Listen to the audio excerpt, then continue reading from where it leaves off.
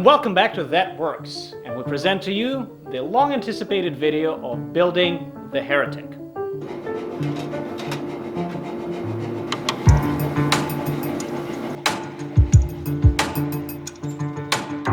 There are two beginnings to the idea of making the Heretic sword.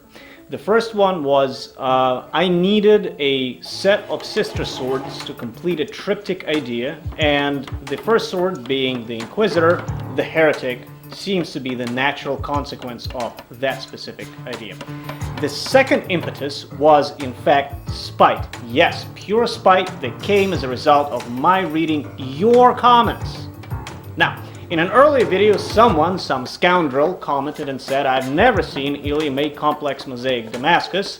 I don't find mosaic to be in the category of complex damascus from an artistic standpoint. However, I took up the challenge, and in about a week and a half, made the entire billet for the Heretic sword and set it aside.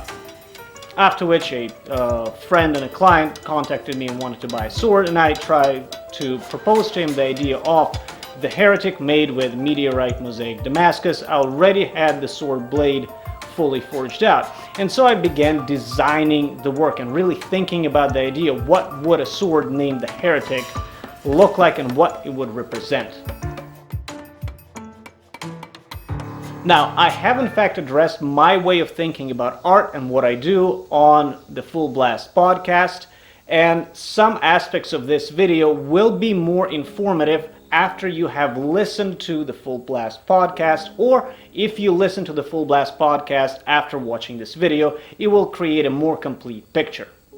I'm not here to teach you how to make mosaic damascus, but it's necessary to cover some of the basic principles that went into making the blade for the Heretic. The fundamental principle of mosaic damascus, unlike any other kind of pattern welded steel, is exposure of the grain and the laminations this way.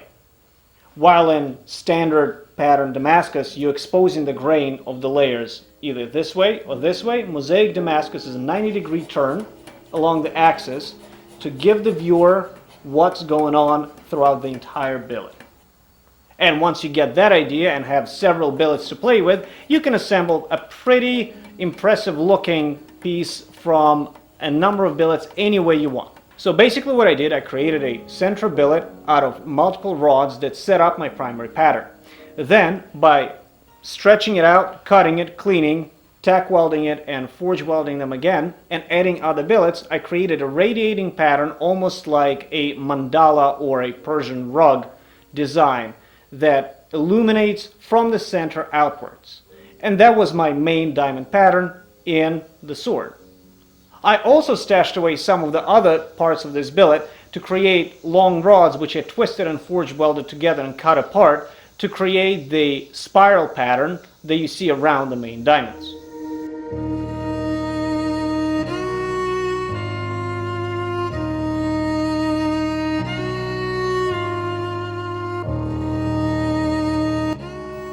Once all the pieces are cleaned up and fitted together, I tack weld them in one big billet. I also use a couple tricks that ensure a better weld, although they were not completely necessary, but it's better to be safe.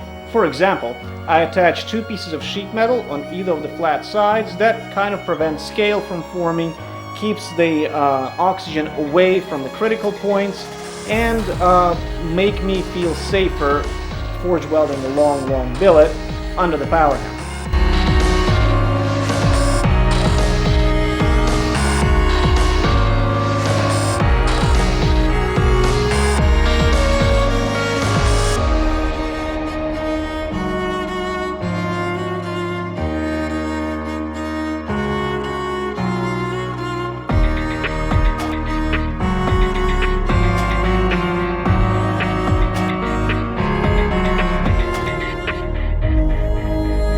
Once the blade billet is fully forge welded together and stretched out to the rough dimensions of the final product, however it is fairly thick, it's time to test etching. The reason why test etching is happening right now is because I want to ensure that there are no weld flaws or crookedness and wandering in the pattern itself, considering that mosaic damascus pattern is very known for being very precise, almost mechanical. Not almost, it is. So a consistency of pattern is the most important thing about this specific type of pattern welding.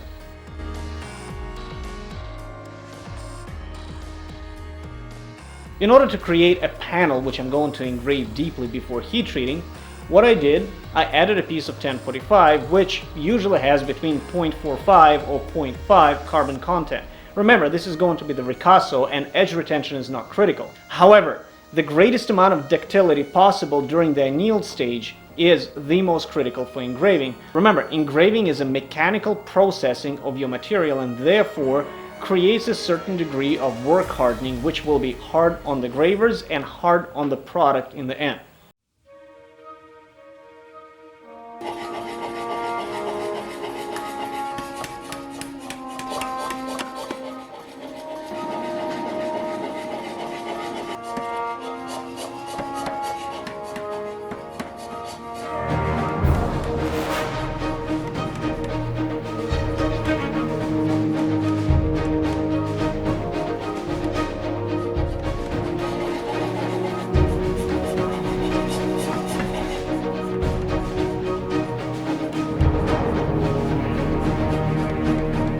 Once the blade dimensions are fully figured out and I know what size and where the final piece will be, it's time to begin forging the garden pommel for the piece. Now, what I do is I pick out a stock of low carbon damascus, which will be easier to hard since the garden pommel do not need to be hard in any manner for this project, and I begin forging it out.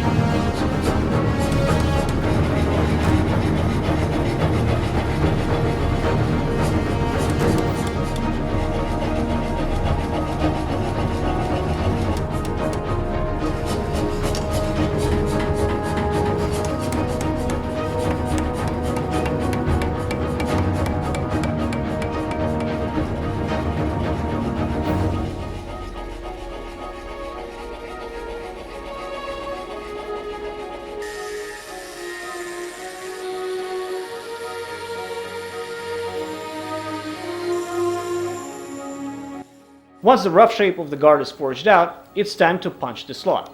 Now, it is my personal choice and conviction that the smith and maker should put as much of their hand labor into the project rather than machinery. So I always choose to hot punch the slot for the tang as well as the shoulder for the ricasso.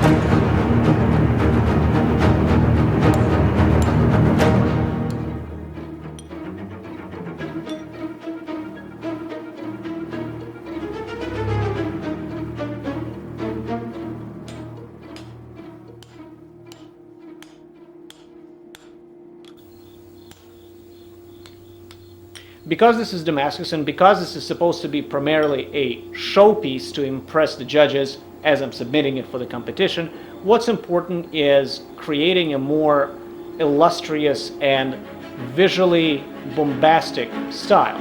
So I'm not forging as much of the guard shape as I would otherwise, and I will rely on grinding and engraving to expose more of the pattern.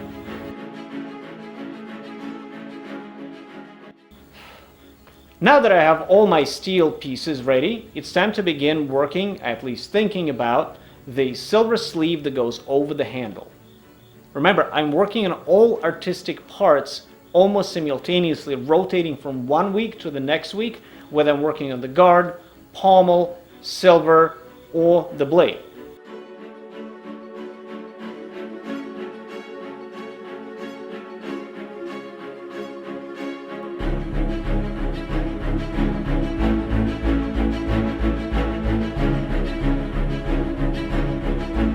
Once the silver is formed into a sheet, it's time to cut it into a rectangle and form it into a tube. In order to do that, I bend it around a stake and solder it along the seam.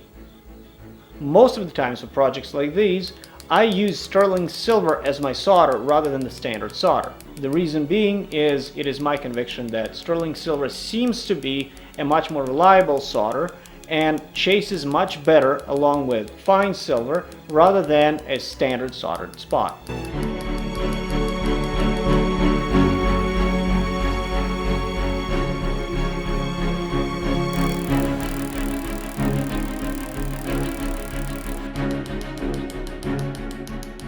In order to formalize a sword that is truly the heretic, I first have to conceptualize what it means to engage in heresy. Unlike the modern popular conception of the heretic being some witch on the top of the mountain, a heresy is actually a radical reinterpretation of the Orthodox view. For example, Martin Luther's 95 Theses are a heretical act within the orthodoxy of Catholicism. And we can't say that Martin Luther was technically, from a moral standpoint, wrong or a witch on top of the hill. Now, I based my ideas off the works of a later thinker, Friedrich Nietzsche. Nietzsche's heresy was specifically reevaluating the standard orthodoxy of ethics as well as religious aesthetics in a way that is against the culture that we have currently. So he reversed all the values that we had and analyzed them, conducted an archaeology of morals, and that was his heretical act. However, we cannot say that he is some evildoer somewhere else. Nietzsche had a very tremendous problem with any anti-Semites. He hated anti-Semites, and he advocated for a more rich way of living. One can argue that he is probably one of the most Christian people who ever lived. Now, bringing back to the heretic. Friedrich Nietzsche started out as a classical scholar. He knew more about Greek mythology than most anyone around him. And what I do with the angel side of the heretic, I make the angel at the same time Prometheus, except I'm changing the eagle to a snake. Prometheus is also the light bringer, the bringer of light, the independence to humanity, and here we have a recapitulation of the tradition of the accuser or light bringer in Christianity, who later on will be called the devil. So it is the devil biting himself by bringing independence and seducing humankind into understanding the differences between right and wrong. It is, in a sense, the Ouroboros, the way you can really think about it. The devil is defeated by himself. The other side of the sword is the stargazer. Now, the position in medieval societies of the stargazer was always very sketchy. Technically speaking, according to church law, you're not supposed to engage in divination, prediction, and astrology. But every single king and even some popes had an astrologist and a stargazer to advise them on events. In fact, even the scaffoldings for Cathedral were based not on which wood is the hardest or most well cured, but based on the astrological sign under which the wood was cut. So the idea of astrology, a low-class type of white magic, was always adjacent to the orthodoxy of the medieval world. The stargazer, furthermore, introduces to us the Nietzschean Zoroaster or Zarathustra, who brings from the mountain the good news to the people and is tremendously misunderstood. So the stargazer is the linking character between the Thus Spake Zarathustra and the Christian orthodoxy as we understand it. Remember, I'm creating a work of modern art that is inspired by the Greek as well as Christian folklore rather than specifically copying any one of which. If I were to copy a specific narrative, it would not be completely my work. I have to introduce my intellectual labor into the piece rather than merely follow a guideline that I read in a book.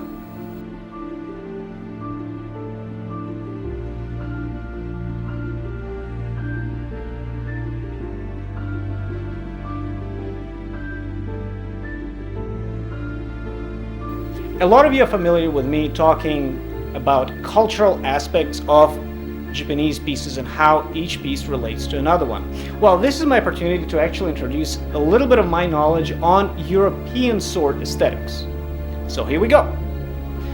Now, if we look at medieval European swords and we look specifically at the set of proportions that they try to aspire for, you see a clear line between cathedral architecture and the way the sword design changes. It is actually my argument that I'm not fully prepared to elaborate on right here, that the sword designs, the longer tip or wider tip, don't actually come from martial necessity, but come from what people who were making swords saw built in their towns as the main cathedral. You can actually check out the timelines and they align much better. What actually got me thinking about this is the work of Peter Johnson and the sword proportions that he advocates for and explains in his lectures, and I recommend you to watch some of them if you have a chance to.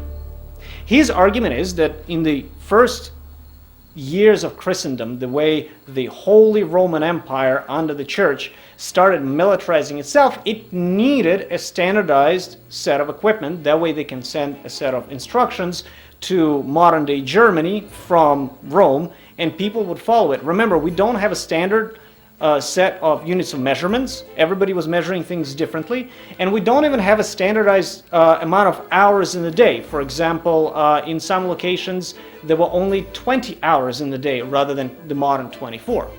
So what needed to happen is hiring people who knew how to play with proportions, architects, and create a method of delivering sword design information.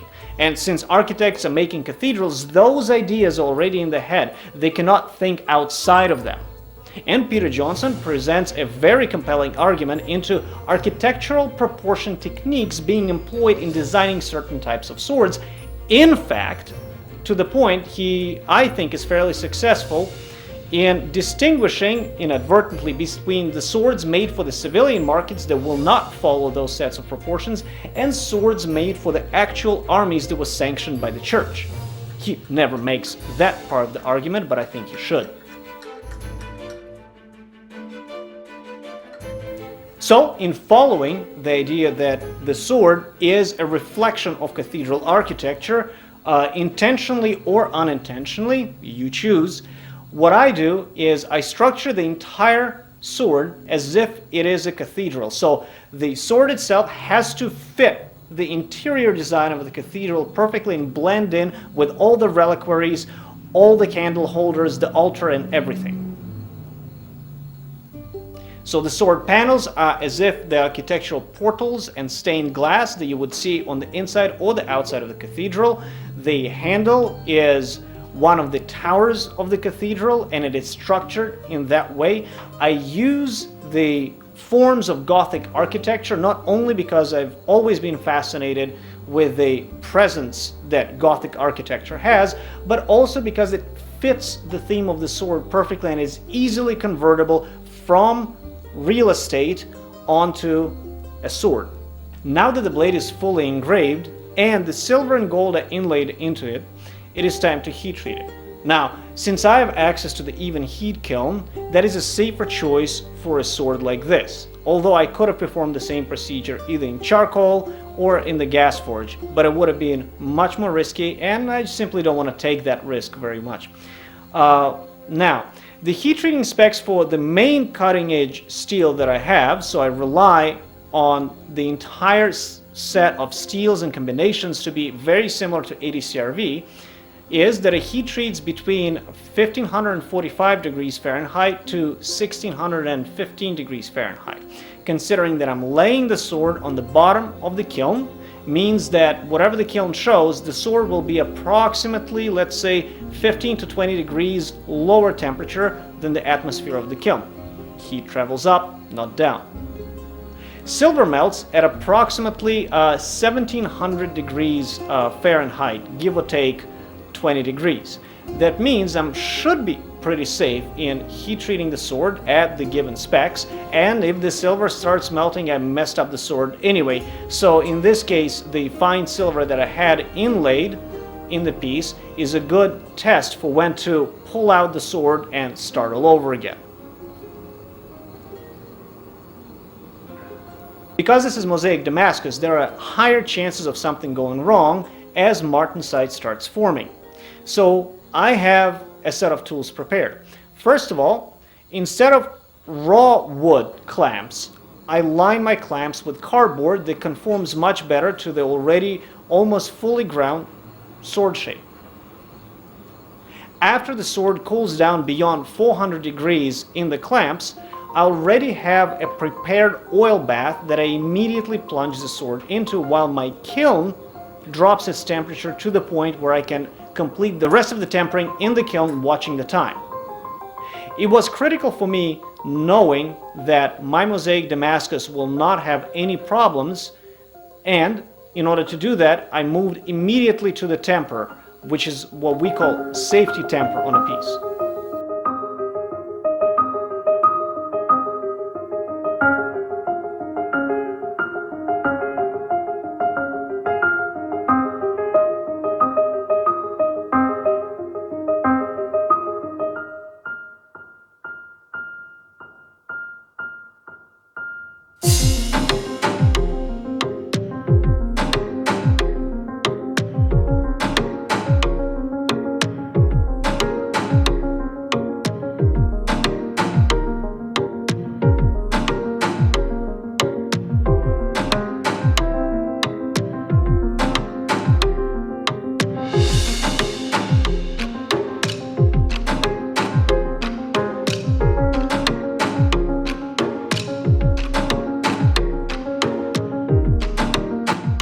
By now, you, the viewer, have a fair question. Is this sword practical? It is sharp, it is from hardened steel, and it's balanced. So I can go to war with it, or rather fight in a duel. However, that's only a single-use kind of practical notion. The tradition of ornate weapons being given to kings, popes, bishops, and lords is very extensive. For example, a full set of Negroli armor would cost approximately 3 Michelangelo statues at the time. And a sword like this would probably be used to seal a contract for 2 kings to go to war against a third one. So a sword like this buys me an entire army. A practical sword buys me a sword and an extra 5 minutes on the battlefield, after which I'm buried in the dirt. So in terms of martial arts practice, it is part of a higher martial art of directing armies to kill each other rather than participating down below.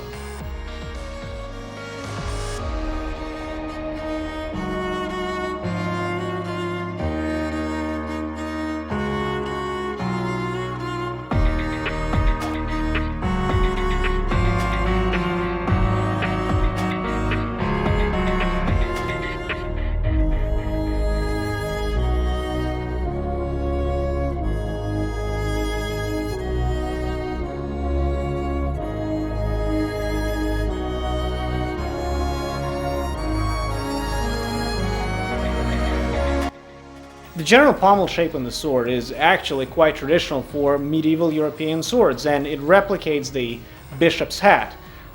What better to choose as the top of your cathedral tower than the hat of a bishop on a sword called the Heretic? Besides the traditional general shape, I introduced some new elements to it. For example, a slight asymmetry produced by the flame scroll-shaped bezel.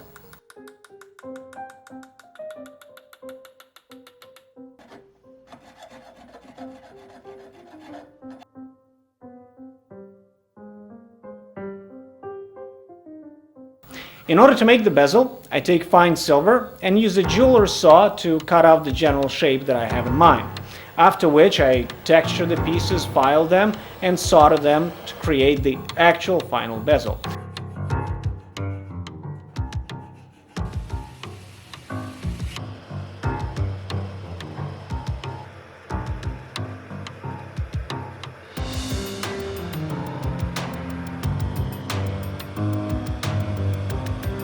To attach that bezel to the pommel, I carve out a channel inside the pommel with a dovetail edge all the way around. So as I set in the silver, which is soft, and chase it in, the silver flows into the undercuts, and when I chase the surface of the steel, it closes the piece over the silver. The silver protrudes ever so slightly, giving an impression as if it's soldered or glued on. I generally don't like soldering materials like silver, copper, or gold to steel itself, rather preferring a mechanical setting. After the bezel is fully attached to the pommel, it's time to set in the gem.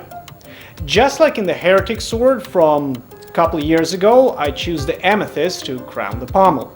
Except in this case, instead of a cabochon, I choose a faceted almond-shaped stone. However, nonetheless, I choose to maintain artistic continuity.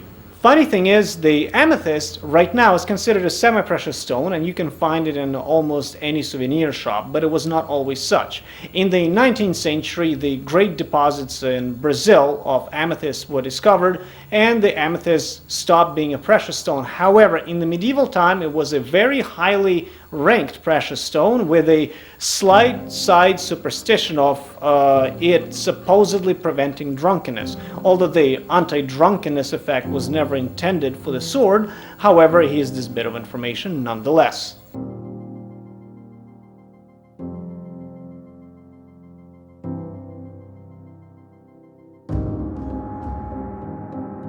And after months of work and sleepless nights, ladies and gentlemen, I present to you the Heretic.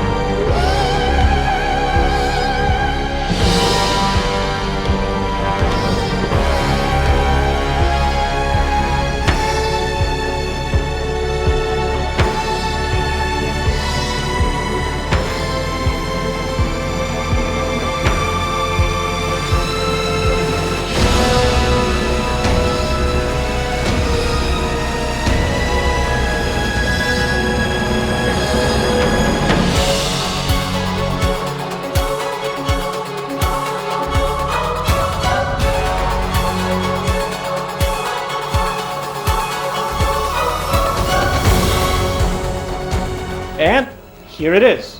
Now, once again, you, the viewer, will ask, why no demo on this sword? Well, this is sold to a client in England, And the demo cutting fruit, cutting pumpkins, milk is actually very strenuous for expensive pieces, and the reason is I could scratch it, I could etch the damascus badly because of the acidity in the fruit, and I can't take the risk of some of the stuff being trapped in the guard or somewhere else and the sword arriving to the end user all rusted up. However, here's the most important part of the demo for this sword, and that is a personal practical use that no other sword I would have made would have delivered. And it's this. This sword won the best sword in show in 2021. No amount of mat cutting would have given me the recognition by a jury of my peers as an excellent craftsman. Thank you for watching this video. Subscribe to That Works, and once in a while you will see pieces like this show up on the channel. And thanks for watching the making of the Heretic. If you enjoyed this build as much as I did, be sure to give this video a thumbs up. Be sure to tell us in the comments below what build you'd like to see this team build next. And don't forget to subscribe to this channel, That Works.